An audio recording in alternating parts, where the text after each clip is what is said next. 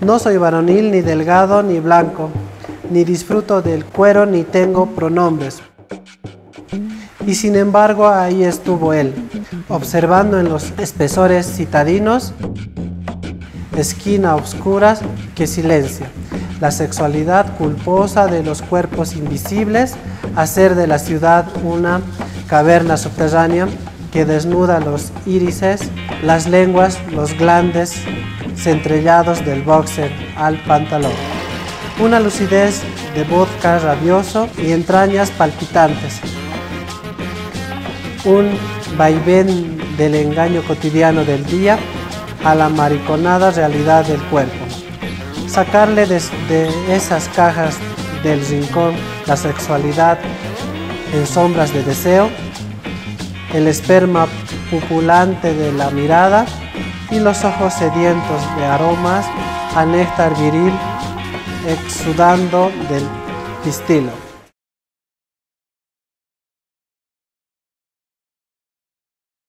No tengo hierba, no soy bailarina y creo en Dios. Y sin embargo ahí estuvo él, blancoide, Salomé, gelebetosa, pedacito de piel que sonríe, asomado sobre el cinturón, sin saber del polen, el estigma recién preñado que se lo olía a través del boxer mal puesto y la sábana con la que trataba de cubrir su torso. Aún así contoneaba sus tallos campantes del triunfo anal que clamaban por la racial cabeza del indio Juan Bautista que se le iba en el ascensor.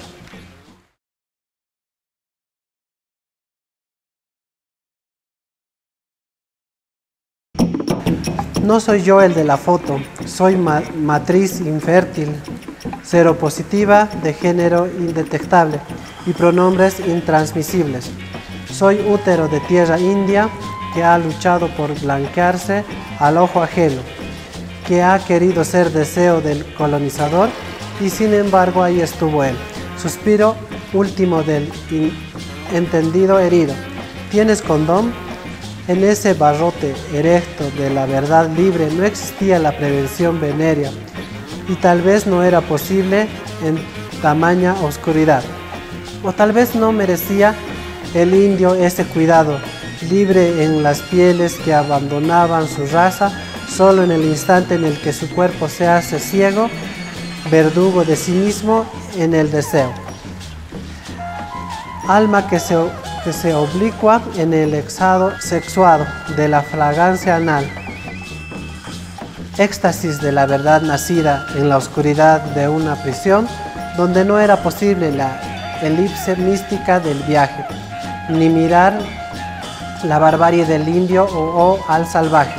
Y si era sensible la divinidad, al final ese camino oscuro hasta el jardín abierto de bayuno, lirio y vino recién ordeñado.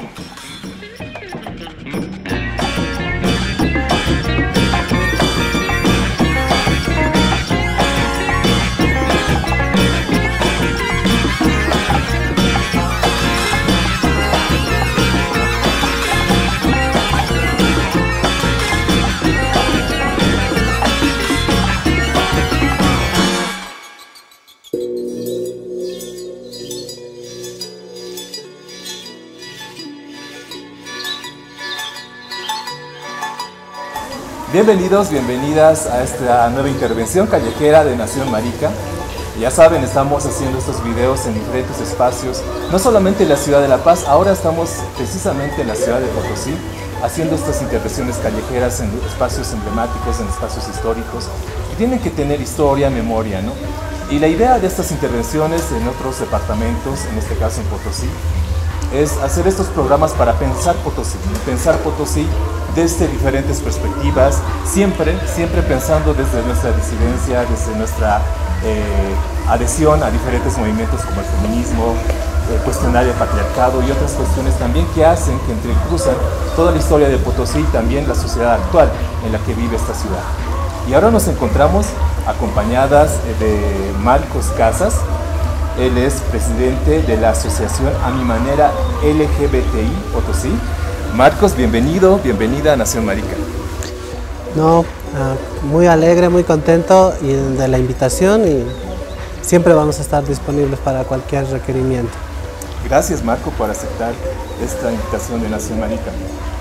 Y bueno, Marcos, para ti, ¿qué significa la Casa de la Moneda? Precisamente estamos en un lugar muy turístico de la ciudad de Potosí. Claro, la Casa de la Moneda, aunque haya sido creada por el rey de España, representa mucho, ¿no?, para los que somos bolivianos, los que somos quechuas, ya que ha sido creada bajo la necesidad de que necesitábamos una moneda en ese entonces en la América, aquí en el Alto Perú, en el Bajo Perú. Entonces es por eso que el rey de España ha decidido la creación de la fundación, porque no había una moneda acuñada en el Bajo Perú y solo se hacía con ciertas plaquetitas, y por eso se creó la necesidad de tener nuestra propia moneda. Eso se ordenó la creación y la construcción de esta casa en Potosí, y la fabricación de la moneda sería digámoslo así, la moneda en toda Latinoamérica. Entonces ha sido la cuna de la nación de las monedas, esta casa, ¿no?, aquí en Potosí. Eso representa, es un patrimonio cultural, histórico, que tenemos nosotros los potosinos y los bolivianos, ¿no? Y ahora, Marcos, en esta historia de Potosí, sabemos que Potosí ha sido una de las ciudades más principales en la época de la colonia a nivel mundial, ¿no? No obstante, en la actualidad, este legado colonial también, aparte, digamos, de que es histórico, de que tiene historia, también se ha pensado de que de repente este espacio también ha sido, la Casa de la Moneda ha sido la materialización de la colonización, digamos, ¿no?, de nuestros pueblos, de nuestras identidades indígenas, etcétera, ¿no? ¿También se habla de ese lado o solamente se muestra el lado histórico, digamos, el lado más bonito, digamos, de la cultura potosina en el tema de la Casa de la Moneda y otros espacios culturales coloniales? Claro, en 1773 ha sido creada bajo orden del rey, ¿no? Pero desde 1982, donde ya se ha determinado hasta donde ha funcionado la Casa de Moneda, de 1951, perdón,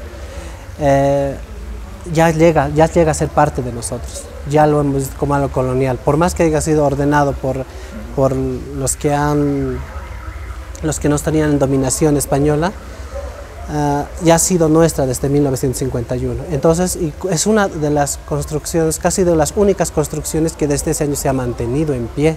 Es por eso que para nosotros es algo histórico, es algo colonial, porque ha nacido con nosotros, con la colonia, y representa cultura para nosotros, porque aunque no haya sido nuestra idea la arquitectura, la construcción, sí ha llegado a ser parte, ¿no?, de todos los potosinos y los bolivianos. Ahora, Marcos, sabemos que la ciudad de Potosí es una ciudad muy colonial que tiene mucha historia, se la conoce como la Villa Imperial, y también en su momento, ¿no?, ha sido una de las ciudades más principales del mundo, ¿no? Pero ahora, ¿no?, en este legado histórico que tiene Potosí, también se piensa este otro lado, digamos, de la historia, digamos, el tema de la colonización, el tema de la esclavitud, el tema de la explotación a los indígenas.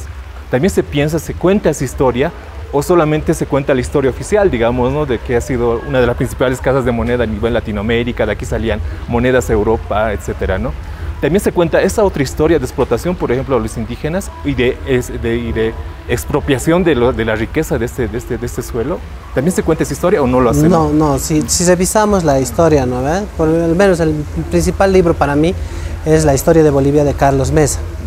Y si revisamos las páginas que él ha escrito de lo que es la construcción y todo lo que deriva de la Casa de la Moneda, no se habla. No se habla solo por qué motivo y en los que te expuse, ¿no? La necesidad monetaria, y no se habla de cuántas vidas ha costado la construcción y los que han dado su vida por la recuperación de la Casa de la Moneda, ¿no? Entonces, esa historia casi no se cuenta. Sí, en algunos otros libros, otros expertos literarios sí he visto, pero muy poco, ¿no? No en la magnitud, y tampoco nos enseñan eso en la escuela ni en colegio, ¿no? Entonces, la juventud de ahora, o las personas de ahora y la juventud de los niños no están creciendo ya con esa mentalidad. Piensan que es algo cultural y colonial que tenemos los potosinos, como si fuera una decisión nuestra que se haya construido cuando no es así. Claro, ¿no? Y además esto explica precisamente la materialización de esa expropiación de todo este material, este mineral, que ha sido para otros países, ¿no? Ha mantenido a toda Europa, ¿no? Y a un país, digamos, en otro momento, pero generalmente también esto se traduce, ¿no? En la precariedad y pobreza que también está sumida Potosí, ¿no? La gran mayoría de la población en Potosí, ¿no? Bueno, queríamos hacer esta pequeña introducción, Marcos. Y ahora, Marcos, entrando ya al tema que nos convoca en esta ocasión en Nación Marica, queremos hablar de masculinidades, ¿no? Contigo. Y nos ha parecido muy interesante que las masculinidades, o sea, las hegemónicas, ¿no? Las que se hablan, se hacen talleres de masculinidades, hablamos mucho de masculinidades, pero nosotros creemos que en diferentes regiones hay diferentes tipos de masculinidades hegemónicas. Entonces, en Potosí, ¿cuál sería esa masculinidad hegemónica? ¿Qué características tendría esa masculinidad hegemónica? Bueno, tendríamos que partir primero de que la ciudad, el departamento de Potosí, es un departamento, una ciudad machista, colonial, patriarcal. No está no diré muy desarrollada como con el eje central, pero sí está todavía muy arraigada en el machismo, en el centralismo, en el machismo, el colonialismo y el patriarcalismo. Potosí sigue siendo una ciudad colonial desde mi punto de vista actual, porque los hombres siguen dominando Potosí. Aquí sigue el hombre valiendo más que una mujer, por más que esté la Constitución, la 045 y los tratados internacionales, igual el hombre sigue teniendo el valor de hombre en Potosí. El hombre es siempre más aquí que una mujer, ¿no? Entonces, desde mi punto de vista, la masculinidad de Potosí, digamos, hegemónica de Potosí, es igual que en la Edad Media, que en el colonialismo, desde mi punto de vista. Y bueno, en diferentes ciudades, en diferentes regiones del país, o sea, las masculinidades como que pueden parecerse mucho, de hecho son las mismas de repente, ¿no? Estas masculinidades hegemónicas, violentas, machistas, patriarcales, ¿no? Pero tú nos decías una masculinidad colonial. ¿Cómo sería esta masculinidad colonial que nos remite precisamente a Potosí, que es una ciudad colonial, que tiene una historia colonial? ¿Cómo sería esa masculinidad colonial? ¿Qué características más o menos tendrían en un cotidiano, para poner un ejemplo? Claro. Bueno, yo me refiero en ese tema a que en la colonia los señores o los dones podrían tener uno o dos o tres mujeres, y en la actualidad sigue viéndose eso en Potosí, porque aquí en Potosí un hombre no es hombre o no es macho si no tiene su esposa, su familia y también uno o dos o tres amantes, ¿no? Y aquí es un orgullo tener un amante o dos queridas, ¿no? Entonces, por eso yo lo veo que sigue siendo un machismo colonial, porque seguimos viviendo en donde el rey podía en las épocas antiguas tener las mujeres que él quería, ¿no ve? Y aquí se sigue viendo eso, de alguna o de otra manera, no de igual, pero se sigue viendo. Por eso es que yo manejo el machismo colonial, que sigue viéndose ahora aquí. Y una característica también de una región que tiene en su historia arraigada lo colonial, el colonialismo, también es una expresión racista, ¿no? Y tú ves también en esa masculinidad hegemónica, ¿también está cruzado por un tema racista? Sí, como tú lo dijiste al inicio, Potosí ha sido una de las más grandes ciudades en la época colonial. Por ende, aquí hemos tenido personas de todas las razas de Europa, ¿no veis? De América. Entonces, y han dejado aquí sus legados, sus haciendas, sus hijos. Hay comunidades, hay localidades que eran exclusivamente de señores, ¿no? de España y de otros países de Europa. Entonces, por ende, su genealogía se ha quedado aquí. Nosotros dependemos, en la mayoría de los potosinos, se podría decir, que tiene, obviamente, su condición es mestiza, pero una es de la que hemos nacido nosotros como quechuas, porque somos parte de los quechuas, pero cruzada, ¿no? Con esta raza europea. Y por eso mismo nosotros de alguna o de otra manera hemos heredado algunos rasgos. En las comunidades está muy arraigado esto, no en la ciudad tanto, pero en las ciudades intermedias de Potosí está arraigado eso. Puedes ir a Cotagaita, donde todos ahí, la mayoría son chocos de ojos verdes y azules, porque están proviniendo de los señores o de los dones de esa época, ¿no? Pero la población, la comunidad, en su mayoría se sigue manteniendo así, en Tupiza, en Cotagaita. Ese es el legado que nos... Y por ende, decíamos un poco de discriminación porque ellos aún creen que tienen o creemos que tenemos sangre española. Entonces, de ahí la palabra que tú dices, ¿no? Que yo también utilizo. Y bueno, estos características de machistas, coloniales, patriarcales, ¿no? Que tiene esta construcción de esta masculinidad hegemónica aquí en Potosí, ¿cuáles serían los costos que esta masculinidad tiene en los cuerpos de los hombres que asumen esta masculinidad? ¿Tú cómo ves este tema? O sea, ¿cuáles serían estos, de repente, las consecuencias que tiene asumir este modelo de masculinidad para el propio hombre, digamos, que asume este modelo? Dentro de la temática LGBT. No, en general, ¿no? Para el hombre común y corriente, digamos, no LGBT. Vamos a entrar más adelante a eso, ¿no? ¿Cuáles serían esos costos para estos hombres que asumen esta masculinidad hegemónica? Yo creo que hoy en día, en estos tiempos modernos, se podría decir que estamos, igual, aunque Potosí sea colonia patriarcal, es muy difícil para los hombres, yo creo, llenar los zapatos del hombre de la época de la colonia. Porque como yo te digo, seguimos, entonces es muy complicado, ¿no? Antes te podías dar el lujo, como decía, de uno, de dos, de tener una, dos, tres esposas, esclavos, tener 15 hasta 20 sirvientes en tu casa.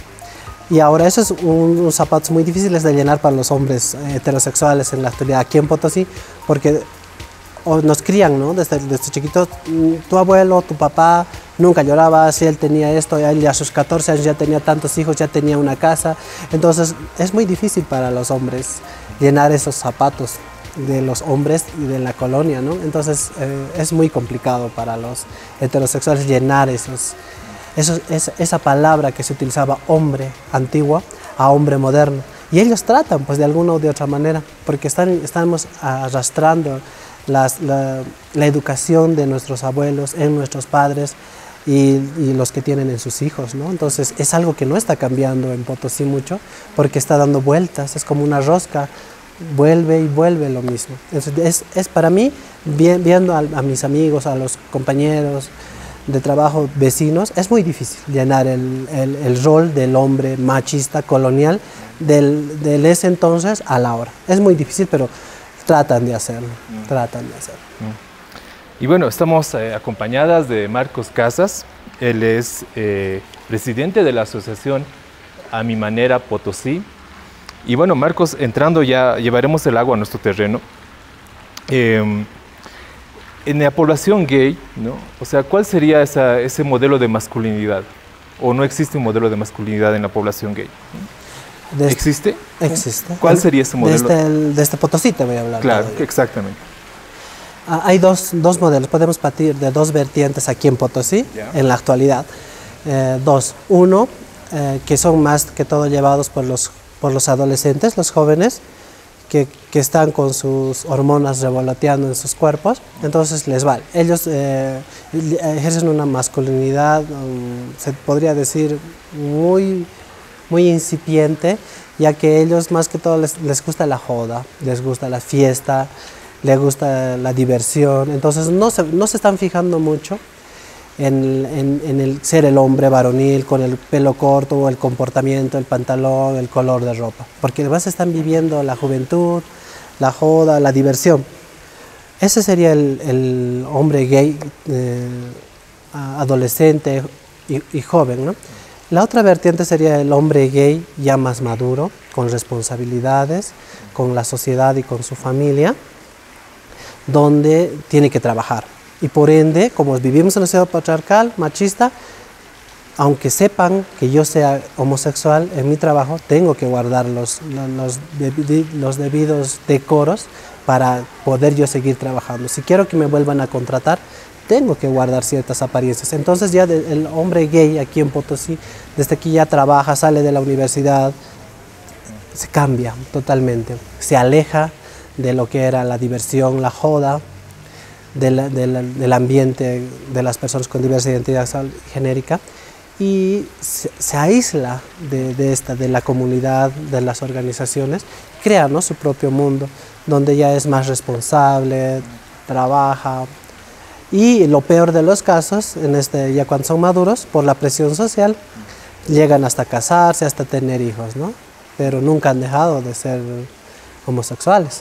Claro. Ese es el hombre gay aquí en Potosí. Ese es el hombre gay.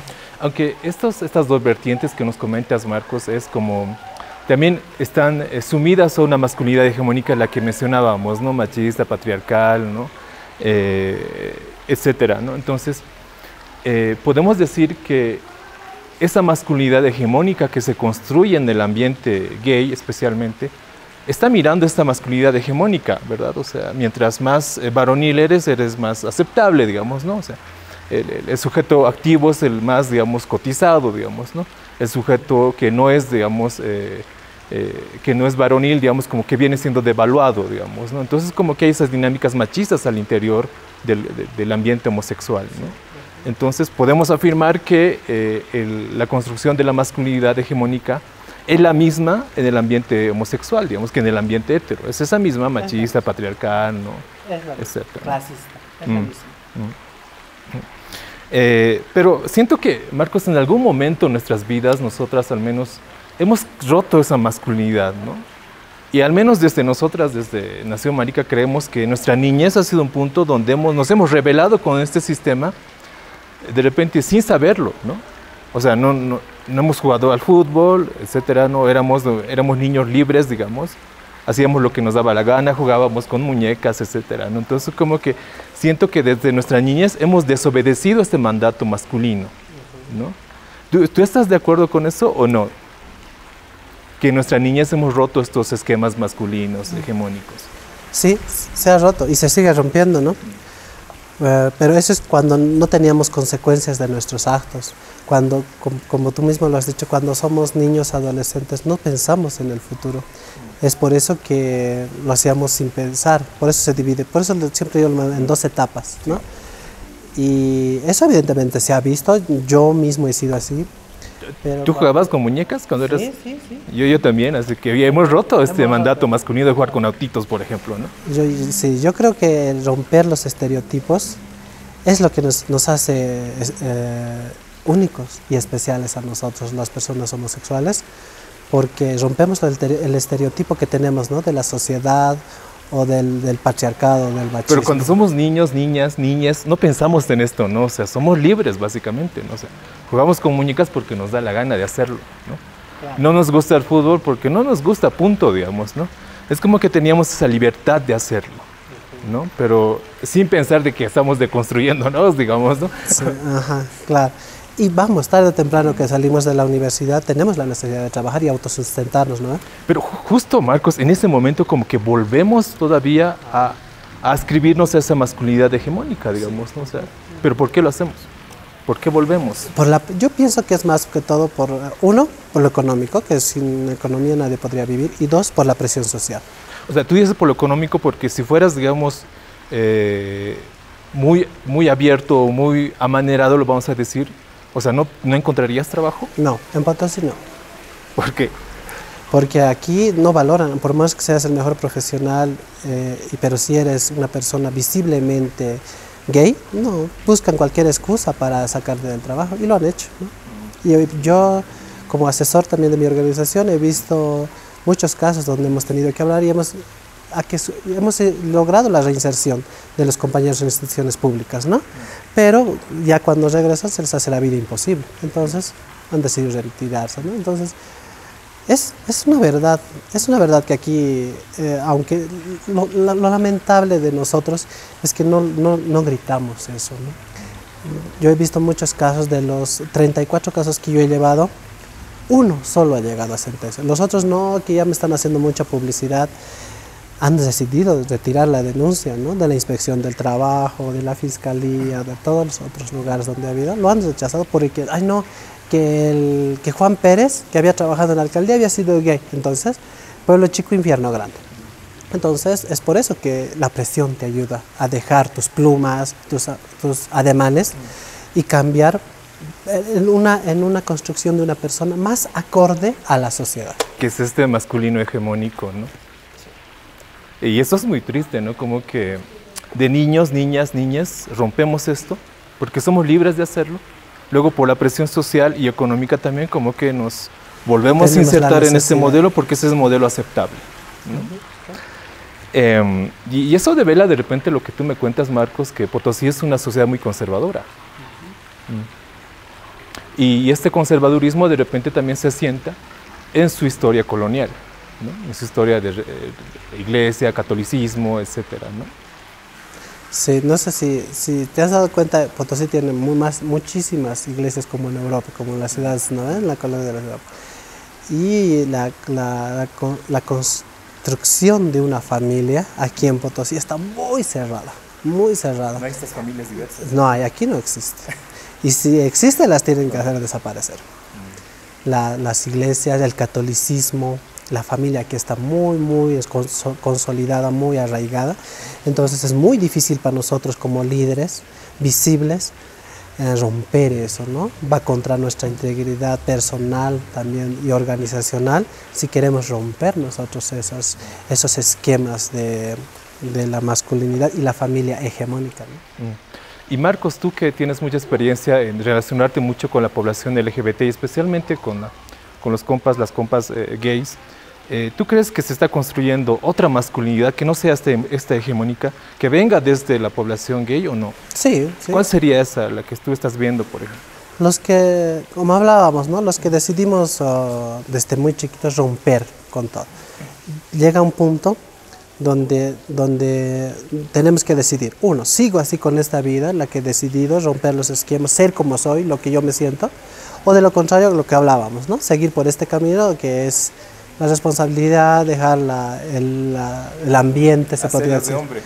Ajá. Entonces, yo te podría decir que el 80%, 90%, digámoslo, se va por el lado más fácil y más cómodo, digamos. Pero ese otro 10% es el que sí, el que decide luchar por lo que él es, por lo que representa y por sus derechos, ¿no?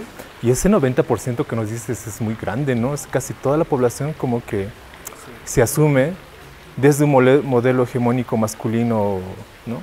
Patriarcal. Sí, eso es lo lamentable, es que puedes aguantar que alguien te diga aquí en Potosí que eres gay, que eres maricón, que eres lo que sea, que te digan en tu trabajo, en tu colegio, en la universidad, pero no aguantas que te lo digan en la familia. Aquí tiene mucho que ver la decisión de tus papás, porque siempre nos arraigamos. ¿Qué van a decir de nosotros? ¿Qué van a decir del apellido? Entonces es por eso que esa presión social nos hace, o a las personas les hace, tomar la decisión, ¿no? de la masculinidad hegemónica, colonial, se van por el camino. Entonces los que deciden vivir su vida son, digámoslo, las personas trans, ¿no? Porque ellos ya no pueden volver atrás. Entonces ellos siguen y ellos son los más visibles, es la verdad. Los compañeros y compañeras trans son los más visibles y son los más pocos también, ¿no? Y por ende también son los más discriminados por la decisión que han tomado. Tal vez serán más felices, no lo sé, yo no soy una persona trans, con su forma de vida, pero son contados, al menos aquí en Potosí son contados. Y ahora, Marcos, ¿cuáles serían las consecuencias de asumir un modelo masculino hegemónico para la población gay? ¿Cuáles serían esas consecuencias? Tú nos has hablado acerca de la doble vida, por ejemplo, ¿no? ¿Qué consecuencias más podríamos notar en el cotidiano de los compas homosexuales asumir este modelo de masculinidad hegemónica? Yo creo que es un sufrimiento que se elige también al aceptar el lado más fácil, más cómodo. También estás aceptando un sufrimiento interno de tu yo interno, ¿no? Porque cualquier gay, cualquier lesbiana puede tener un hijo, puede embarazarse, puede llegar a tener hijos, pero yo creo que las personas hemos venido al mundo a ser felices nosotros. Entonces yo los veo, como te digo, ese 90% teniendo sus hijos, casándose, tal vez hacen feliz a sus familias, a la sociedad, pero dentro de ellos tienen una vida y eterna, ¿no? Hasta el día de su muerte, de sufrimiento. Y no solo para ellos, eso es lo que me molesta más. Somos tan egoístas a veces los que decidimos ese camino, porque no estamos pensando en el sufrimiento que estamos causando a la familia, a nuestros hijos. Porque, como te decía, pueblo chico, infierno grande es Potosí. Entonces aquí, siempre todos tenemos cola a quien nos pisen. Entonces, si yo, gay, homosexual, visible, decido tener un hijo un día, mi hijo va a estudiar en un colegio, en una escuela, donde sus compañeros, donde sus papás les van a decir que me conocían y que su papá era gay, que su papá era tal, que su papá era cual. ¿Y a quién estoy causando con esa decisión el sufrimiento? Es para la persona que decide tener un hijo, ¿no?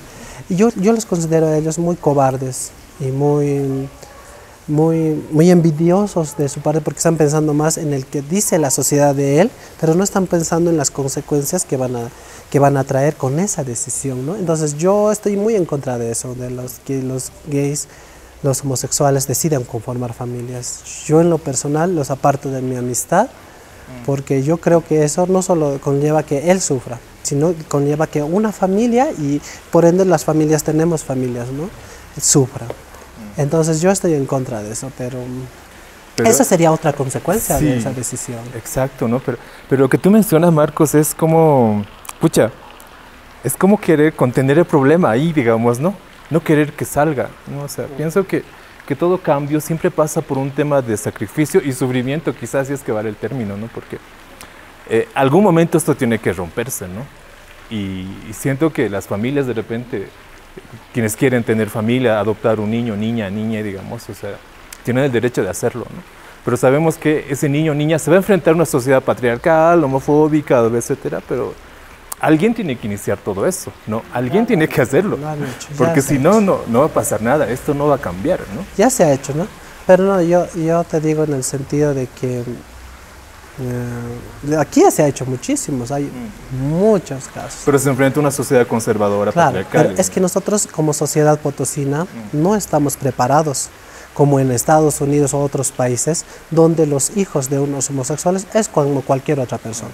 En Potosí, hablando, no estamos preparados. Tomando en cuenta que nos dices que la familia es bien conservadora. Ajá, por eso mismo yo te digo, estoy hablando de mi contexto, ¿no? Y aquí no estamos preparados. Si aquí eres un gay, tienes que llevártelo a tu hijo fuera de Potosí, porque... Lo primero fuera de Potosí. Bueno, después fuera de Bolivia, quizás, si es que puede.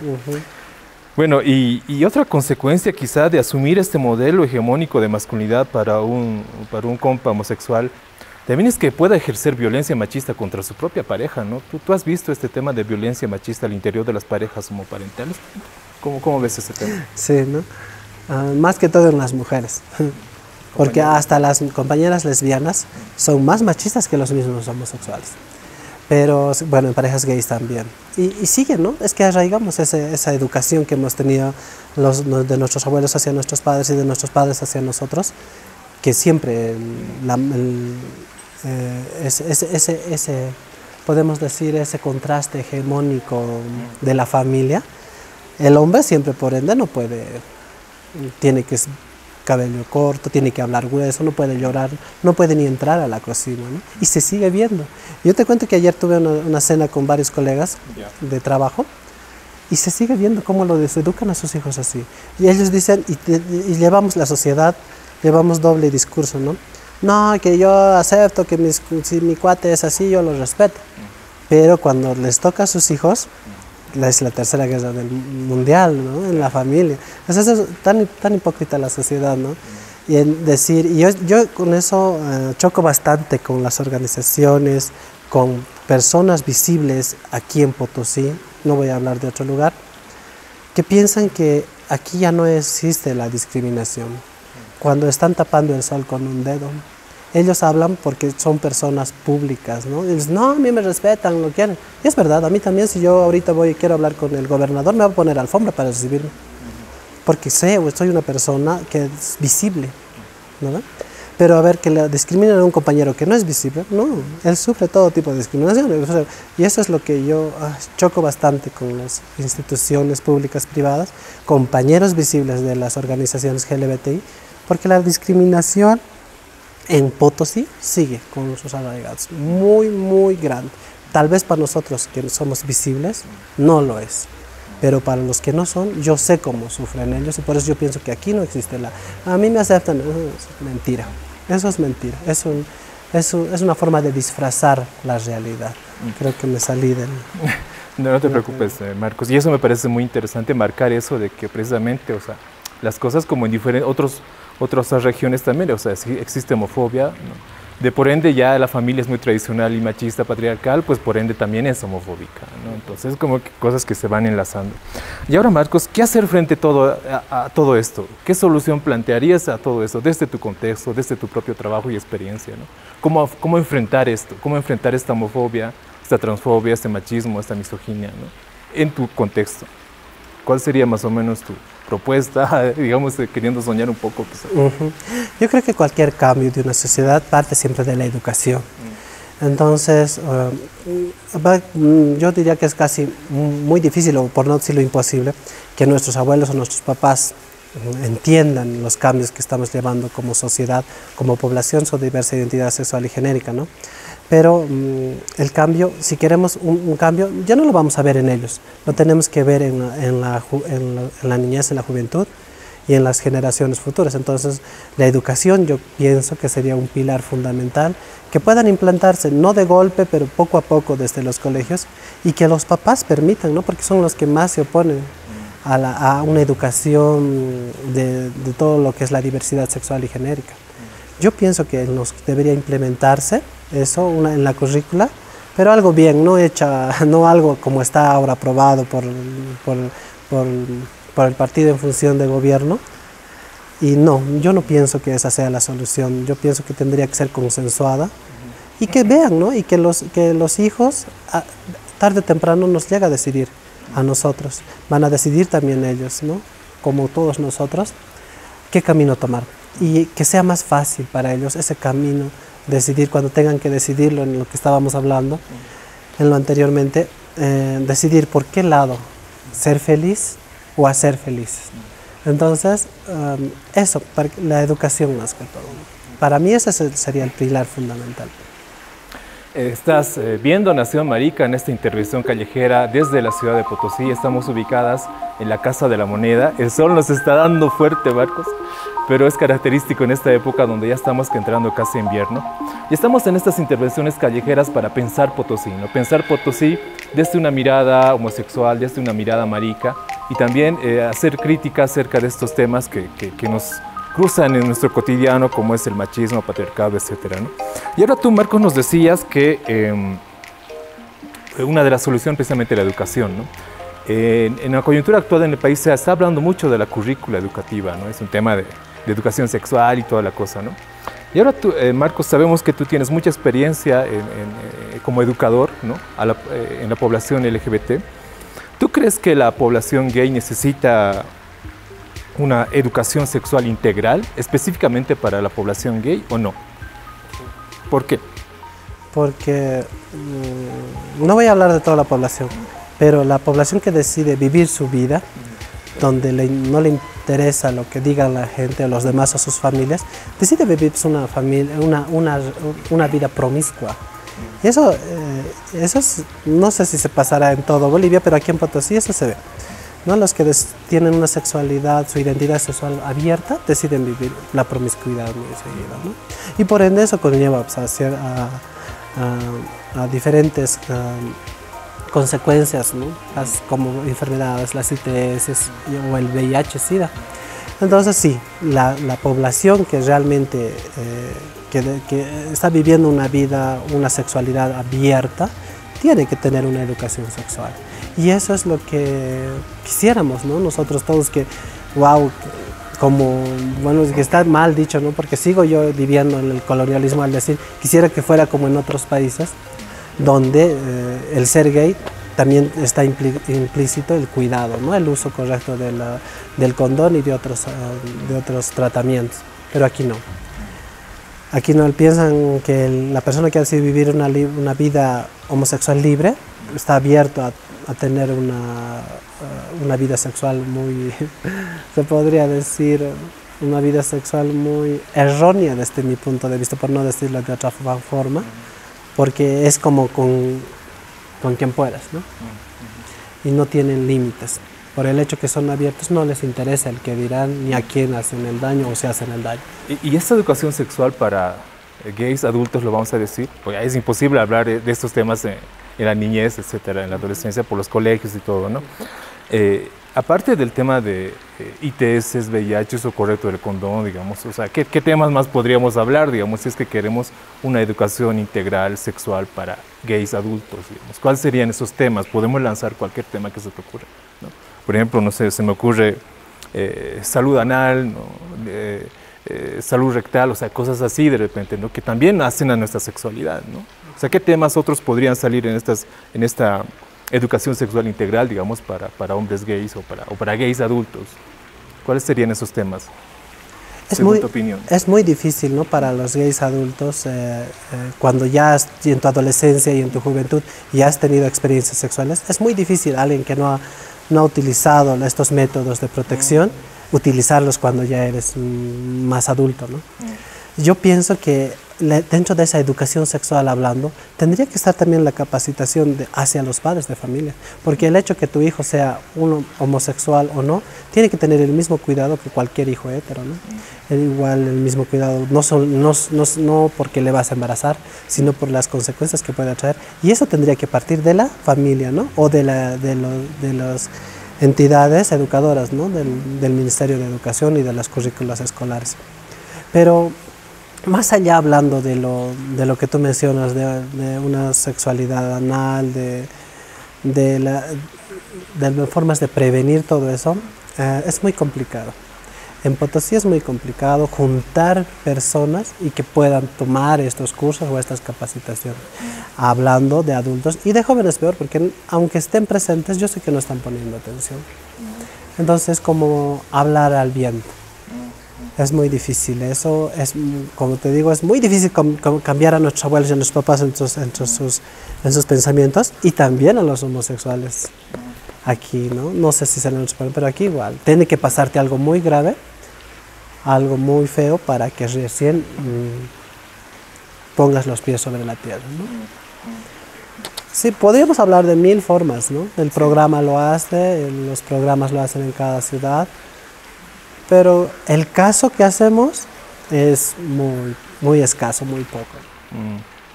Es como que no existe como una educación sexual integral para gays, ¿no? O sea, y aunque existiera, es que... ¿Cómo llega todo ese contenido o no llega a la población gay? Llega.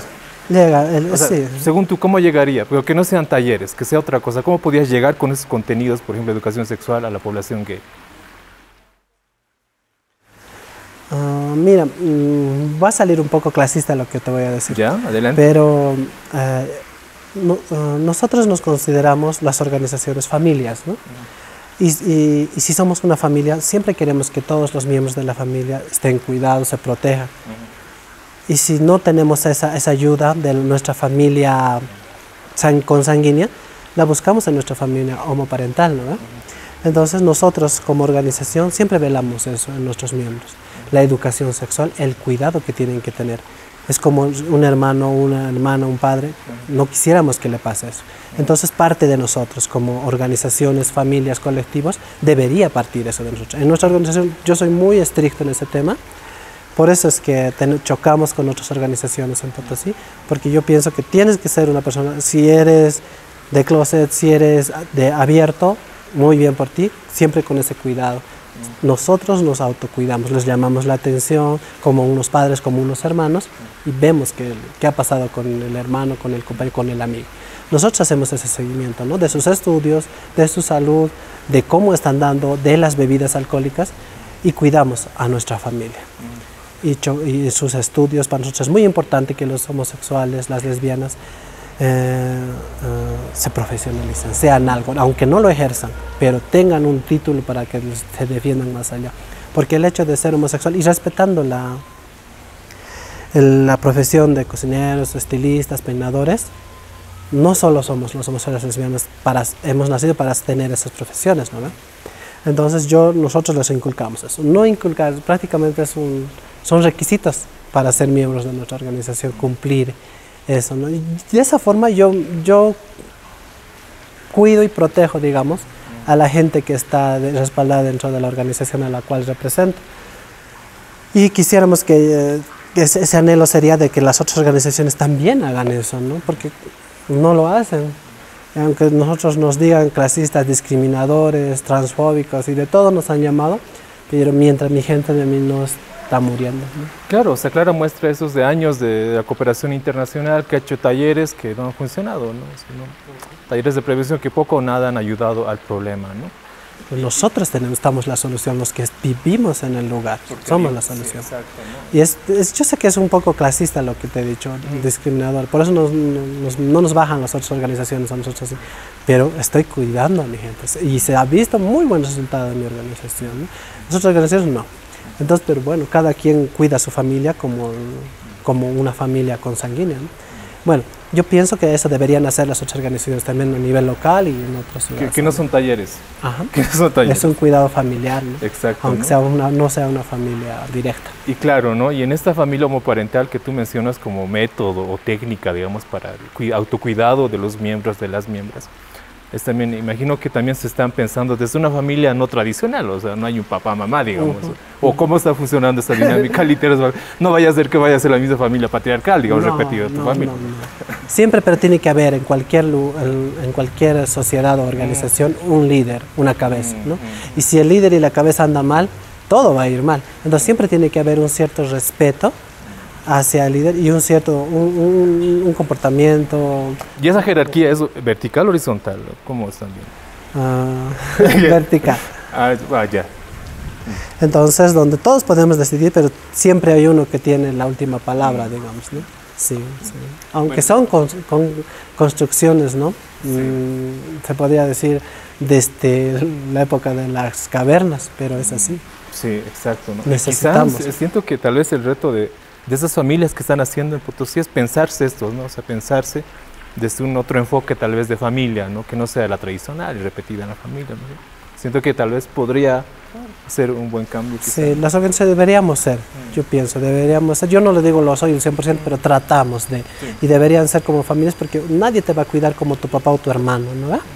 Y eso también deberían aplicar las organizaciones. Más que educarle a un gay, hay que educar a las organizaciones en sí, a los líderes de esas organizaciones, para que, como nuestro papá nos dice, vas a llegar a tal hora o vas a hacer esto, y a cumplir nosotros de alguna forma, porque lo están haciendo, tenemos que decirles que es por su bien a lo largo, ¿no? Sí, me parece un tema muy interesante sobre las familias y espero que sea otro programa para poder hablar específicamente de eso. Y bueno, Marcos, ha sido un placer haber estado contigo aquí en esta entrevista, en este espacio que es la Casa de la Moneda, y tu despedida y cómo te has sentido en este programa. No, más bien gracias, agradecido y también sorprendido, la verdad, por la invitación, porque como te decía, nosotros somos un poco troscos, a mi manera es un poco conocida muy trosca, por los pensamientos, por la forma de pensar, por la forma de actuar de nuestros miembros, pero me gustó, me encantó, vi los videos que nos pasaron y me gustó el tipo de entrevista, ¿no? Porque nosotros tenemos que, como buscamos la inclusión y el respeto de nuestros derechos, también tenemos que ser parte de la sociedad, ¿no? Y con esto, yo sé que lo hacemos de alguna u otra manera. Y agradecido por la invitación y siempre abiertos para cualquier otro. Y antes que te vayas, Marcos, a mi manera Potosí, ¿cómo está viendo el feminismo? ¿Cómo está esa relación? ¿O no todavía están Nosotros trabajamos, tenemos relaciones actas con mujeres creando, con mujeres de plata aquí en Potosí. Trabajamos muy bien el feminismo con las compañeras, muchísimo. Con algunas no. Con los pensamientos son muy egocéntricos los feminismos de algunas, pero en su mayoría trabajamos a la par. Hay una conexión con el feminismo y tu agrupación a mi manera. Sí, muchísimo. Sí. Eso me parece muy interesante. Y bueno, gracias, Marcos, por estar en Nación Marica. Y bueno, con nosotras va a ser hasta el siguiente video. Ya saben, por favor, suscríbanse a nuestro canal de YouTube Movimiento Maricas Bolivia y estaremos compartiendo un video cada semana. Y pues va a ser hasta otra próxima intervención. Chao.